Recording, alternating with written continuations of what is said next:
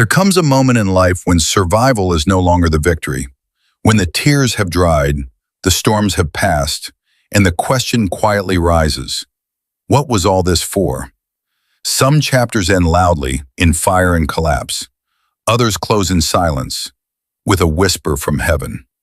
This is not the story of a woman rising again. It is the story of a woman being called forward. Before you journey deeper, pause for a moment.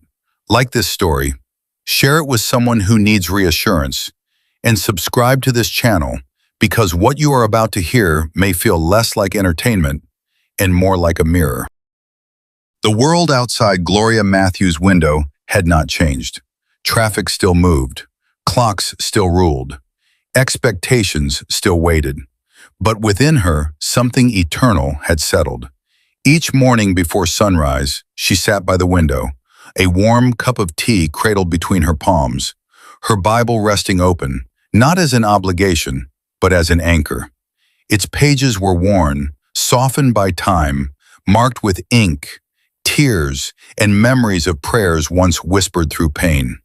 This was no longer a woman begging God for answers. This was a woman learning how to listen. Even the house seemed to move differently now, quieter, gentler, as though honoring the sacredness of her stillness. And somewhere in the doorway, a child paused, watched, and smiled. Her mornings no longer began with urgency. They began with gratitude. There are places the soul remembers long before the feet arrive. Grace Chapel had not changed. The same soft echoes of worship, the same familiar scent of wood and incense, the same gentle hum of faith carried through song. As Gloria stepped inside, she was met not with questions, but with recognition. Smiles that said, "You are seen." Eyes that said, "You are welcome." Standing at the entrance was a woman whose presence had once steadied her. Sister Margaret, radiant, patient, unwavering. Their embrace spoke volumes no words ever could. During the service, the message unfolded slowly, deliberately, as though written just for her. A reminder that restoration does not return us to old versions of ourselves. It ushers us into who we were always meant to be. And there, seated quietly among worshipers, Gloria felt the confirmation settle. Not loud, not dramatic, just certain. For the first time in a long while, she did not ask God what he would do next. She simply told him she was ready. Purpose rarely arrives with fanfare. More often, it comes gently, almost cautiously, as if waiting to see whether the heart is finally willing. An invitation was extended, not to a platform, but to service. Not to visibility, but to responsibility. The words lingered in the room, heavy with meaning. A call to teach again, to lead again, to pour out what had been refined through loss. Doubt flickered, brief but honest. Yet beneath it lay something stronger, recognition. Because when God calls you back to what you once loved, it is never to reopen old wounds. It is to reveal what survived the fire. And so, with a steady breath and a surrendered heart, Gloria said yes. The following Sunday, she stood before a room filled with searching eyes. People carrying silent questions, private griefs, unspoken disappointments. Behind her, written plainly, were words that carried weight. Faith after the fire. She did not rush. She did not perform. Her voice moved like calm water, steady, assured, shaped by years of living what she now taught. She spoke of storms not avoided, but endured. Of faith not as a shield from pain, but as the strength to stand within it.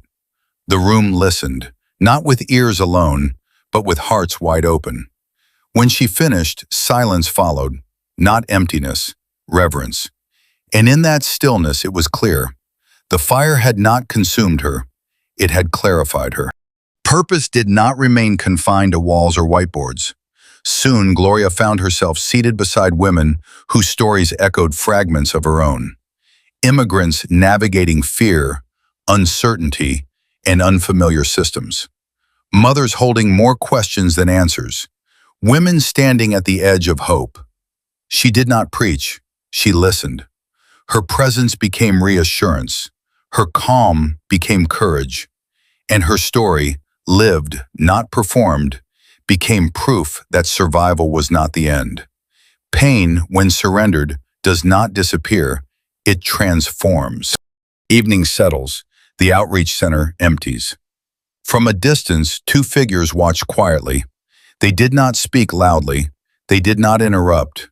What they witnessed was not efficiency, it was calling. Not ambition, but alignment. And though Gloria laughed softly when she noticed them watching, heaven had already confirmed what they were only beginning to see. This was not just restoration. This was commissioning. At home, life had found its rhythm again. Homework spread across tables. Color pencils scattered across floors. The quiet music of belonging filled every room. Her children flourished, not because life was perfect, but because peace had returned. And as little hands reached for crayons beside lesson notes, the future whispered promises neither fully understood, yet deeply felt. Her crown no longer weighed her down. It rested lightly, woven from grace and everyday joy.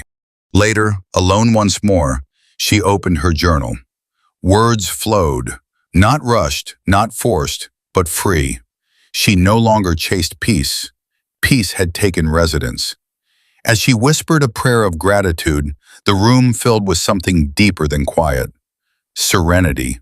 The kind that comes only when the soul is finally aligned with heaven. Days later, at a regional gathering of leaders, her voice carried again. Clear, measured, compelling. Among the listeners sat someone new, unintroduced, unaware. A man whose attention lingered, whose curiosity stirred, sensing that something more than words was unfolding. Sometimes destiny enters quietly and waits. Moonlight glows softly through glass. A pendant catches the light. Later that night, standing once more by her window, Gloria watched the moon reflect against the symbols of all she had survived. She did not ask for clarity. She did not demand certainty. She simply offered herself. Again.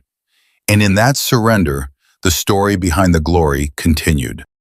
From widow to warrior, from survivor to servant, Gloria Matthews had stepped fully into her calling. Her pain had become purpose. Her loss had given birth to legacy. But heaven was not finished writing, because when purpose is restored, the heart is next. The next chapter will not just test her faith, it will test her heart. Remember to like this story, share it with someone walking their own quiet road, and subscribe to the channel, because the journey is far from over.